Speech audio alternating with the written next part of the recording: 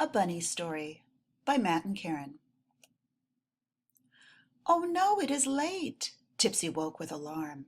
Today was the day Matty goes to the farm. Perhaps she's not left yet. We must take a peek. Get up, boys, she ordered. We have answers to seek. Gordon and Tipsy and Brother Bill, too, looked out of the window to find it was true. They'd been left behind, left home all alone. No way to make contact. They did not have a phone. Let's sit and think, Gordon was wise to suggest. So they sat and they pondered inside their toy chest. Tipsy cried, "Why would she leave us? What will we do now?" Brother Bill simply answered, Must be the cow." Tipsy and Gordon understood what he'd said. Last trip to the farm, the cow'd filled them with dread. But worse than even their fear of the cow was that they had absolutely no idea what to do now. "I wish we were braver," Gordon said with a sigh. "But how will we do it? What should we try?" "Let's ask the Snore Beast," Tipsy shouted with glee.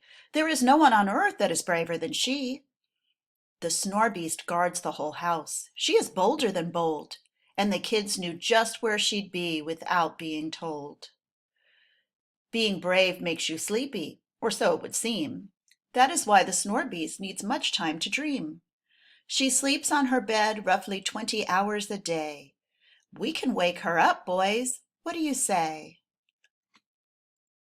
They explained what they wanted, advice on how to be fearless. But the groggy Snore Beast's reply was unkind and cheerless. "Grrr! Teaching you guys to be brave? Ha! Best of luck. All of you lack even 1 ounce of pluck. Being brave," she continued, "means taking chances and doing things that are tough. You can't run and hide when things start getting rough. Perhaps you could learn to be adventurous like me. Perhaps it would work. We will just have to see. Making you brave would be a most amazing feat. But I can't do it right now. It's time to eat." Doing things that are tough sounded scary and new. The siblings preferred doing things tried and true. "The Snore Beast will eat and then sleep the rest of the day. We're on our own now," Tipsy hated to say. "Oh, where can we find the way to be brave? Better just to stay here in our makeshift cave." Beneath Matty's rainy day hat, the 3 scared bunnies shook. "I've got it," yelled Billy. "Let's look in a book." The books were high up, so they needed to climb. Bill and Gordon went fast. Tipsy closed in behind. It was rather good fun once they scaled up the slope. Tipsy cheered, "We did better than ever I hoped." Gordon agreed. "We managed rather quite well. No one slipped and not a soul fell." But once at the top, they looked all around.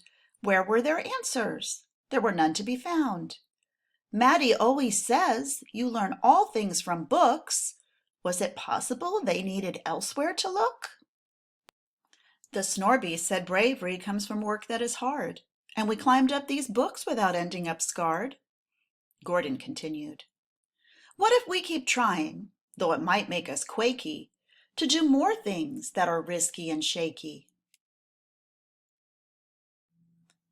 And so they did. They took risks with great daring. And little by little, they found their fears weren't so glaring. As the morning went on, the 3 kept having fun. But now it was noon. They could see the bright sun. It was their lunch time, and they were ready to eat. But unlike the Snore Beast, they did not care for meat. "Who will make us our veggies?" Bill wondered aloud. "I'm hungry enough to eat for a crowd." Tipsy smiled and gave her brothers a look. "If you're hungry to eat, then we'll just have to cook." Gordon agreed. "I suppose you are right. We've learned trying new things isn't too hard to do. Do you think that includes making good carrot stew?" They stirred and they seasoned, they stewed and they steamed. Cooking was fun and the food was supreme. As they ate, they discussed all the fun they were making. They were trying new things even though they were shaking. It turns out being brave is not hard at all. You don't have to be strong or even that tall. Being brave meant trying new things even though they are tough. And that can include all kinds of stuff. That night in bed, Tipsy snuggled in tight. They had tried many new things without too much of a fright. I feel very brave, she thought with delight. As it turns out, that snore beast had it all right. Being brave is just trying new things when you don't even know how. Perhaps tomorrow, yawned Tipsy, I will go tell the cow.